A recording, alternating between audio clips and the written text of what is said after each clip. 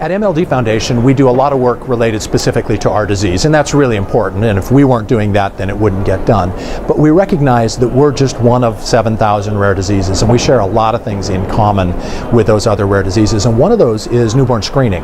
That's a big focus here at Rare Disease Week, how to reauthorize Newborn Screening Saves Lives Act. We started an initiative, I think about 3 years ago now, that is parallel to the Secretary's Advisory Committee meetings. It's called the RUSP Roundtable, and I thought that was a great name. It's probably a little narrow of a name right now, but we're bringing together under MLD Foundation on behalf of the rare disease community 2 to 3 dozen people every 6 months to talk about newborn screening. Not just how do you get a new screen approved in that process, but how's the system? How can we improve it? We're not saying blow it up. We're saying there's new technology. We've got genomic sequencing. That wasn't available when the committee was put together over a decade ago.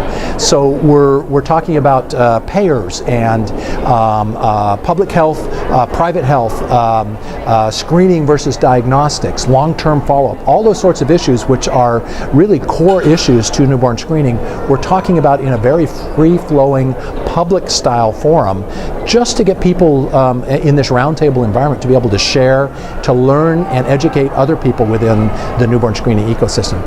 It's a great project, and we're making good progress in not only the convening but in the sharing of information and how that's impacting other parts of newborn screening ecosystem. So we're very excited about that. Next meeting will be in April, and we'll meet again in November. So we're encouraging advocates, advocacy organizations, pharma employees, anybody and everybody that has some sort of touch point with rare disease to join Rare Army. Rare.army is the URL. It's a tool set and a platform to help educate you at whatever pace you're comfortable, to empower you and then to engage you in supporting not only policy but the messaging around rare disease. As you probably know, because you know someone with a rare disease, life is really complicated. There aren't therapies for most of these diseases, so clinical care is really important, and we need a lot of support to advance policy and improve clinical care, and you can help. So we'd like you to come to rare.army and sign up and participate. We're not going to sell you anything. We're not going to overburden you. We're going to just give you some tools where you can help all of us in the rare disease space. So another initiative that spawned out of some things that are going on with MLD Foundation is, so how do we as advocacy organizations raise money? And I don't have time with all of the many things I do to get onto the fundraising wheel and spend all of my time fundraising. So we, like hundreds if not thousands of other organizations, signed up for smile.amazon.com, Amazon Smile, their program.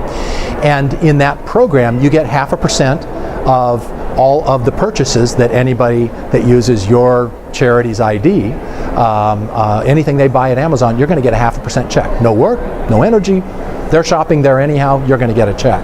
The problem is that once people register, they also have to remember to go to smile.amazon.com or the charity doesn't get any credit. And the reality is most folks don't do that. Amazon.com, buy, done. It's really simple and easy, but they don't do the smile part. So I have created a set of tools called alwayssmiling.charity. That's the URL for that, alwayssmiling.charity. But what it does is it installs an extension and a mobile app so that it kind of forces your browser to always go to smile.amazon.com. You type in amazon.com, it changes that very quickly behind the scenes to smile.amazon.com, and those people will always shop on your behalf. So you'll always get that 0.5% of purchases. Amazon would have given away $825 million last year if 100% of people that